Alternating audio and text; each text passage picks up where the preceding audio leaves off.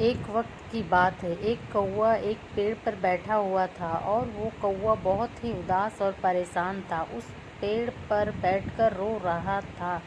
पेड़ के नीचे बुजुर्ग बैठे हुए थे। जब उन्होंने उसे कौवे को देखा तो उससे पूछा कि तू रो क्यों रहा है। कौवे ने कहा कि मैं अपने इस काले रंग से और बेसुरी आवाज़ से बहुत परेशान हूँ। जिसके भी घर के सामने बैठता हूँ वह लोग मुझे उड़ा देते हैं। मुझे कोई पसंद नहीं करता। तभी उन बुजुर्ग ने कौवे से पूछा, फिर तू क्या बनना चाहता है? बोल, मैं तुझे आज वो बना दूंगा।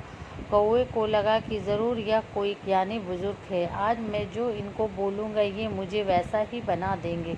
कौवे ने कहा, आप मुझे हंस बना दीजिए, मैं उसके जैसा बनना चाहता हूँ।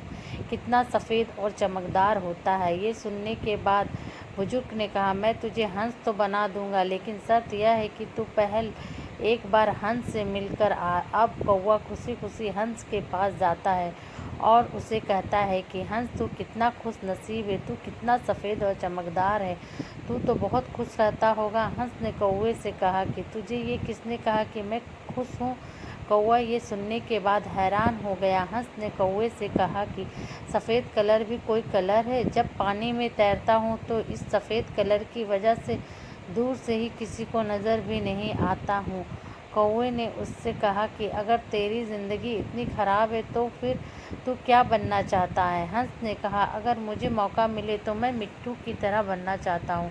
कितना मस्त हरे कलर का होता है, ऊपर से उसकी चोंच लाल कलर की होती है और वह सभी से बातें करता है। कौवा और हंस दोनों भी मिट्टू को ढूंढने निकले। 3-4 चक्कर लगाने के बाद उन्होंने मिट्टू को एक पेड़ पर बैठा हुआ देखा।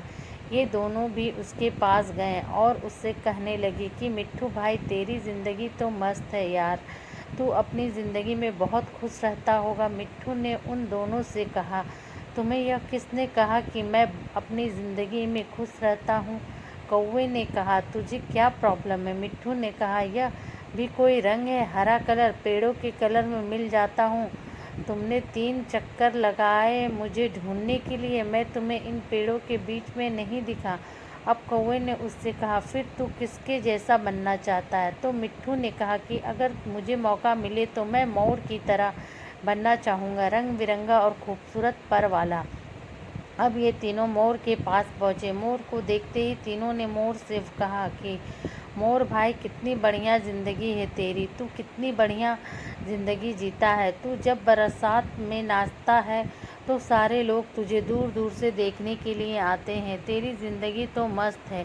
मोर ने उन तीनों से कहा, तुमसे किसने कहा कि मैं अपनी ज़िंदगी में मस्त रहता हूँ? अब कौवे ने मोर से पूछा, क्या तू भी अपनी ज़िंदगी से खुश नहीं है? अब तुझे क्या प्रॉब्लम है? तभी मोर ने कहा, अब ध्यान से इस आवाज़ को सुनो जो धीरे धीरे हमारी तरफ बढ़ रही है। कौवे ने कहा, यह किसकी आवाज़ है? मोर बोला, शिकारी की। हर वक्त हमें शिकारियों से बचकर भागना पड़ता है। अगर किसी शिकारी ने हमें पकड़ लिया तो हमारे एक एक पर को हमारी बॉडी से नोच लेता है, पूरी खूबसूरती हमारी छीन लेता है। फिर कौवे ने मोर से कहा, फिर तू किसके जैसा बनना चाहता है?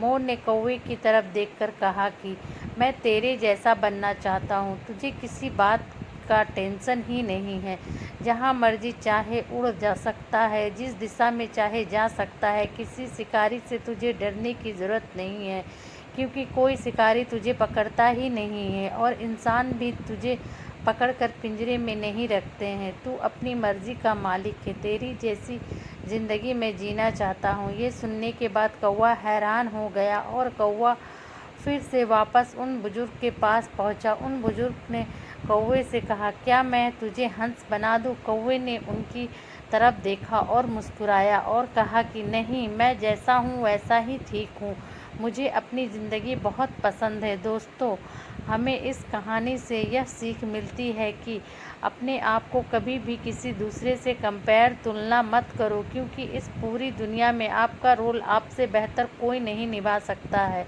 दोस्तों, सूरज और चाँद के बीच में भी कभी कंपैरिजन नहीं होता, क्योंकि दोनों भी अपने अपने समय पर चमकते हैं। और जब आप किसी दूसरे इंसान से अपने आप को कंपेयर करते हो तो यकीन मानो आप अपने आप को ही इंसल्ट करते हो। सो प्लीज़ कहानी आपको अच्छी लगे तो please like share and subscribe ज़रूर करें। Thanks for watching.